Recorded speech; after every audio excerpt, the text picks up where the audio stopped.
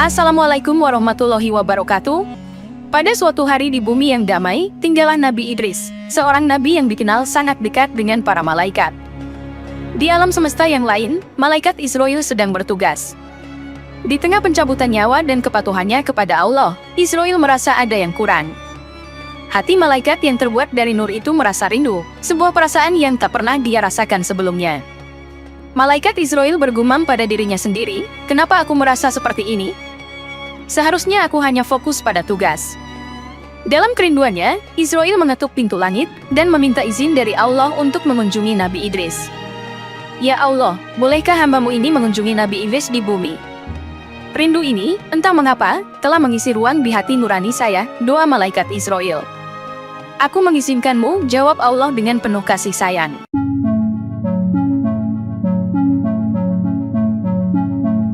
Pada malam itu, Nabi Idris sedang duduk di luar rumahnya, memandangi bintang di langit sambil merenung. Tak terhitung bintang di langit ini, begitu pula dengan rahmat Allah, batin Nabi Idris. Tiba-tiba, ada kilatan cahaya yang jatuh dari langit, dan berubah menjadi seorang pria biasa yang membawa keranjang penuh dengan buah-buahan. Dia berdiri di hadapan Nabi Idris dengan tatapan lembut. "Salam, Nabi Idris. Saya membawa buah-buahan ini sebagai hadiah. Semoga Anda menyukainya," kata pria tersebut, menyembunyikan identitas sejatinya sebagai malaikat Israil. "Waalaikumsalam, sungguh ini malam yang indah, dan buah-buahan ini tampak sangat menggugah selera. Ayo, mari kita makan bersama," ajak Nabi Idris. "Terima kasih, tetapi saya lebih suka melihat Anda menikmatinya," balas pria itu dengan senyuman. Mereka kemudian duduk dan berbincang, merasa seolah-olah kenal sejak lama, meski baru pertama kali bertemu. Malaikat Israil memandang Nabi Idris dengan tatapan penuh kekaguman dan rasa hormat, sementara Nabi Idris merasa ada sesuatu yang istimewa tentang tamu misterius ini, meski belum bisa mengetahui apa itu. "Kau tidak makan sama sekali, bukankah kau yang membawa semua ini?" tanya Nabi Idris sedikit penasaran. "Wahai Nabi Allah, saya sudah terpuaskan hanya dengan melihat Anda menikmati buah-buahan ini," jawab pria itu. "Tentu," kata Nabi Idris, meski dalam hati mulai tumbuh benih kecurigaan. "Kita akan banyak waktu untuk berbincang dan mengenal lebih jauh satu sama lain."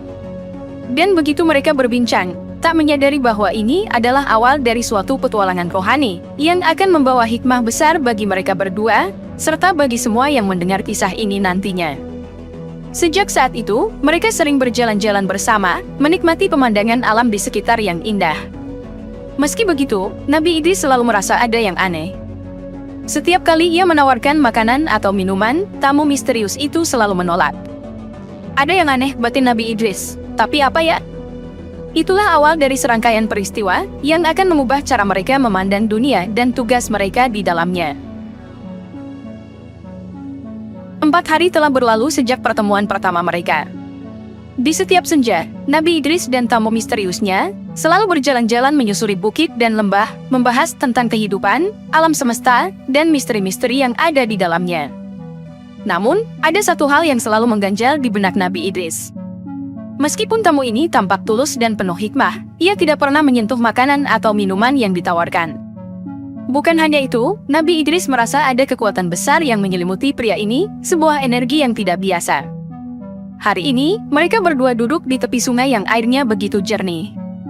Nabi Idris memetik beberapa buah dari pohon di dekatnya dan meletakkannya di antara mereka. "Aku telah memetik beberapa buah dari pohon ini, sangat segar dan penuh dengan getah kehidupan. Maukah kamu mencoba?" tawar Nabi Idris sambil menunjukkan buah itu. "Terima kasih Nabi Allah, tapi saya lebih suka melihat Anda menikmatinya," jawab tamu misterius itu, masih dengan senyuman yang sama. Nabi Idris mulai merasa tidak nyaman. Ia menatap mata tamu misterius itu dan bertanya, "Mengapa kau tidak pernah makan atau minum? Apakah ada sesuatu yang salah dengan makanan ini? Atau apakah ada sesuatu yang kau sembunyikan dariku?"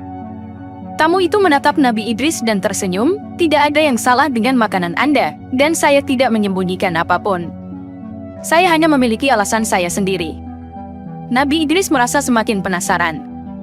Meskipun tamu ini telah menemani dirinya selama beberapa hari dan membahas banyak hal, ia masih merasa seperti berbicara dengan teka-teki yang belum bisa dipecahkan. "Jika demikian, bisakah kau setidaknya memberitahuku siapa dirimu?" Nama saja pun sudah cukup, tanya Nabi Idris, yang merasa bahwa sudah saatnya dia mengetahui lebih banyak tentang tamu misterius ini.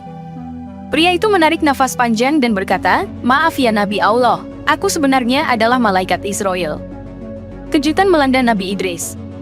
Tiba-tiba, semuanya keanehan menjadi masuk akal. Kenapa tamu ini begitu misterius? Kenapa dia tidak pernah menyentuh makanan atau minuman? Dan kenapa ada aura begitu kuat darinya?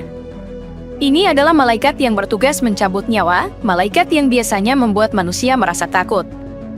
Namun di sini dia duduk sebagai tamu yang telah menghabiskan 4 hari bersamanya.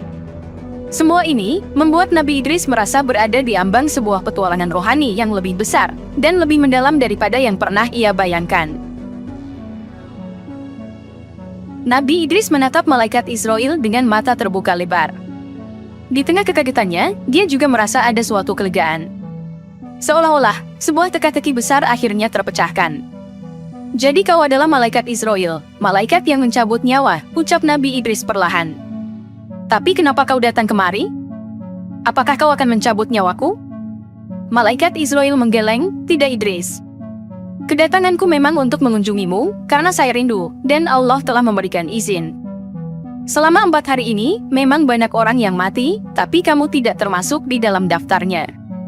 Keraguan dan kekhawatiran Nabi Idris perlahan mereda, digantikan oleh perasaan keingintahuan yang lebih dalam. "Jika demikian, apa yang bisa kita lakukan bersama? Kau adalah malaikat, dan aku adalah manusia. Apa yang bisa kita pelajari satu sama lain?" Malaikat Israel tersenyum. "Dunia ini penuh dengan misteri, yang tak semua bisa kita mengerti. Tetapi pertemuan kita ini adalah salah satu cara Allah mengajarkan kita tentang kehidupan, kematian, dan apa yang ada di antaranya." Sejenak, suasana menjadi sunyi. Kedua makhluk ciptaan Allah ini duduk berdampingan, merenungkan kebesaran Allah dan misteri kehidupan yang mereka jalani. Nabi Idris kemudian bangkit dari lamunannya. "Israel, aku punya satu permintaan. Bisakah kau mencabut nyawaku, lalu mengembalikannya lagi? Aku ingin merasakan sakaratul maut, yang konon sangat dahsyat sakitnya." Malaikat Israel terkejut. "Itu bukanlah hal yang bisa saya lakukan, tanpa izin dari Allah. Apakah kau bisa memintanya pada Allah? Aku ingin tahu rasanya, agar aku bisa menjadi pribadi yang lebih baik, dan lebih memahami apa yang dihadapi oleh umat manusia." Setelah berpikir sejenak, malaikat Israel akhirnya berkata, "Baiklah, akan saya mintakan izin dari Allah." Tidak lama kemudian, sebuah suara lembut menggema di hati malaikat Israel, memberikan izin yang telah dinanti-nantikan. Seketika itu, dengan hati yang berat, malaikat Israel mencabut nyawa Nabi Idris. Sebuah perasaan sakit yang tak terkatakan melanda Nabi Idris. Dia merasakan sesuatu yang sangat berbeda, sesuatu yang membuatnya merasa berada di antara dunia dan akhirat, yang membuatnya menangis sejadi-jadinya. Dan kemudian, nyawa Nabi Idris kembali ke tubuhnya. Kedua mata Nabi Idris kembali terbuka. Dia melihat malaikat Israel yang tampak menangis, sebuah peristiwa yang sangat jarang terjadi. "Kenapa kau menangis?" tanya Nabi Idris. "Karena saya melihat sahabat saya merasakan sakit yang luar biasa. Dan karena itu membuat saya menyadari betapa beratnya tugas yang diberikan Allah kepadaku," jawab malaikat Israel. Nabi Idris lalu bangkit dan memeluk malaikat Israel. "Terima kasih Israel, pengalaman ini telah mengubahku. Rasanya sungguh dahsyat, tidak bisa diungkapkan dengan kata-kata.